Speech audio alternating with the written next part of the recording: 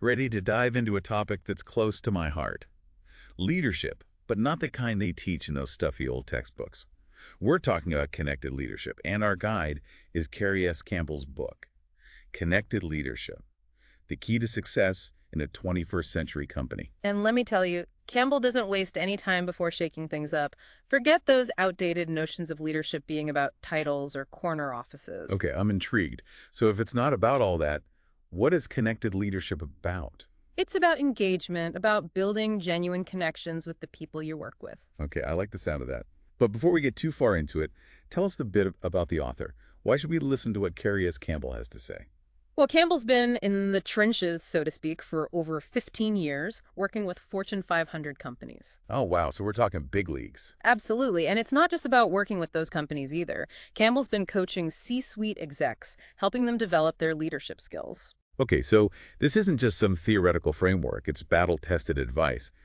But why is connected leadership the thing for the 21st century? Why now? Because, frankly, the old ways of leading are costing companies a fortune, and I'm not just talking about lost profits. We're talking billions lost in potential, in wasted talent, in missed opportunities. Yeah, and honestly, haven't we all felt that at some point? That feeling of being stuck in a rut, working on a project where no one seems to be on the same page, or having a boss who seems totally out of touch. Exactly. It's not just a feeling, it has real-world consequences. In fact, Blanchard Company found that ineffective leadership can drain up to 7% of a company's annual sales. 7%. Okay, those are some scary numbers. So what are some of those outdated leadership models that are causing all this trouble?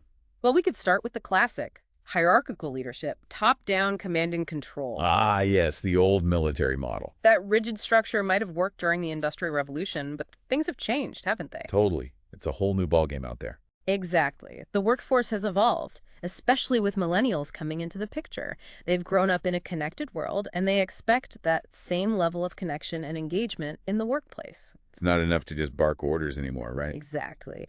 Millennials want to understand the why behind their work. They crave purpose, value alignment.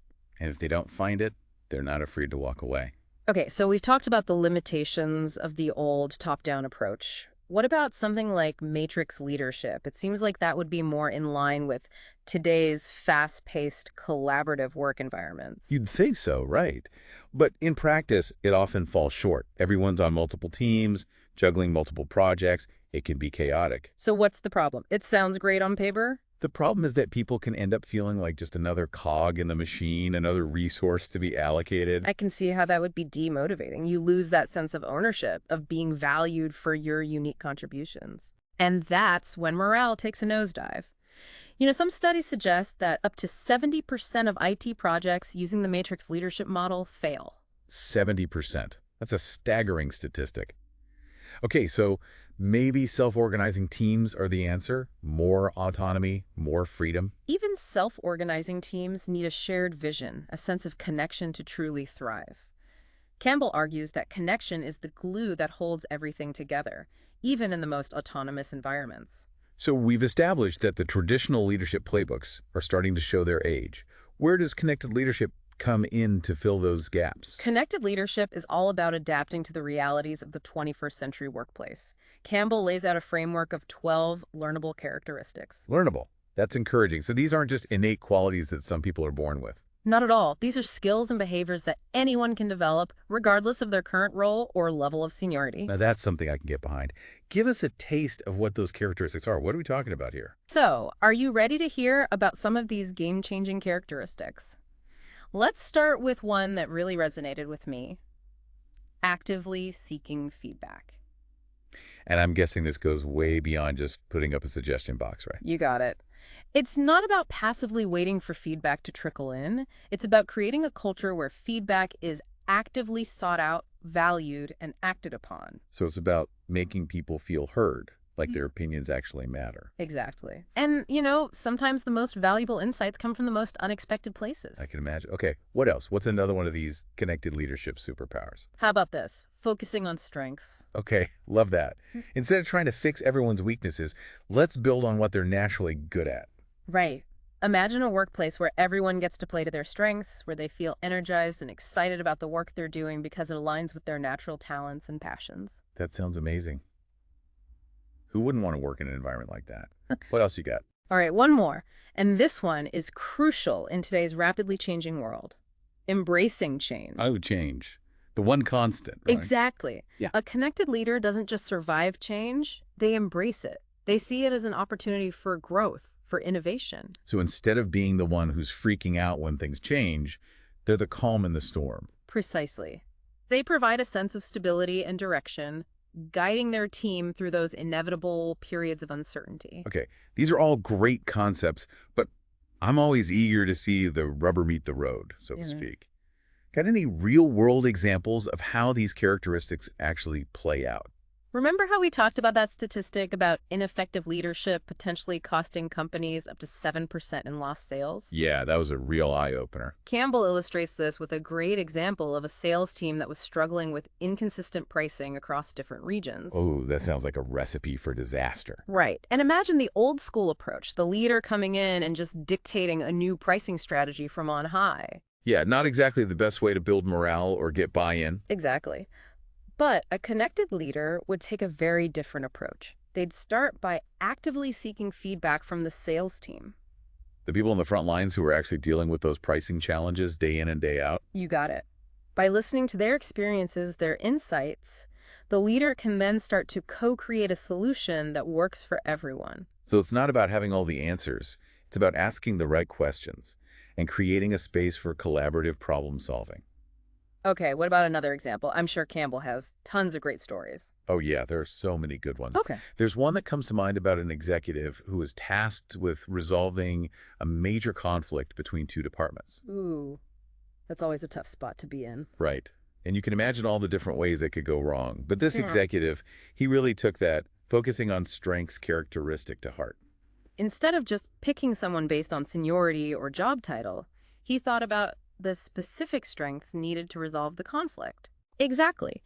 He realized that it wasn't about authority, it was about finding someone with exceptional people skills, someone who could build bridges and foster understanding between the two departments.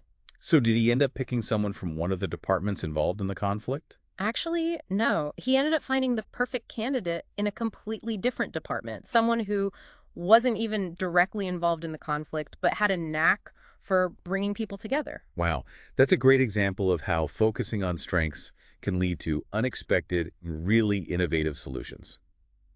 Okay, so we've talked about the what and the why of connected leadership, but I want to bring it home for our listeners.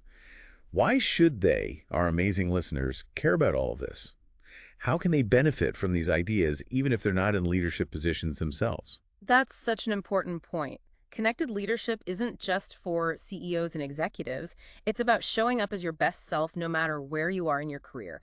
These characteristics, they're valuable at every level. Totally. In fact, I think some of the best leaders I've worked with weren't even in management positions. They were the ones who were always willing to lend a hand, who are always positive and supportive. Absolutely. It's about cultivating those qualities of empathy, collaboration, and open communication. And, even if you're not in a formal leadership role, those skills will make you a more valuable colleague, a more effective team member, and honestly, just a more enjoyable person to be around. You don't have to tell me twice. I think we can all use a little more of that in our lives. Okay, so are you ready for the grand finale? The big takeaway, the thing we want our listeners to really ponder. Hit me with it. Let's leave them with something to chew on. Campbell leaves us with a great question at the end. If you had to pick one of these 12 characteristics to focus on this week, which would have the biggest impact on your work? Oh, that's a tough one. So many good ones to choose from. I know, right? It's like picking a favorite superpower. Oh. So if you were coaching someone on this, where would you tell them to start? For me, it always comes back to actively seeking feedback. It's so easy to get caught up in our own heads thinking we have all the answers. Oh, tell me about it. I'm guilty of that myself sometimes. But when we make a conscious effort to really listen to the people around us, when we value their perspectives and insights, that's when the real magic happens. I love that. It's such a simple shift in mindset, but it can make a world of difference. It really can, and it creates this ripple effect like we were talking about before. It's not just about you, it's about creating a more open and collaborative environment for everyone. And who knows, maybe if we all start embracing these connected leadership qualities, we could even start to chip away at that $500 billion problem of disengagement. One connection at a time, right? Exactly. This has been such a thought-provoking deep dive. Yeah. Huge thanks to Kerry S. Campbell for the wisdom, and to you, our amazing listeners, for joining us on this journey. Keep those brilliant minds churning, keep asking those tough questions, and most importantly, keep connecting. Until next time, on The Deep Dive.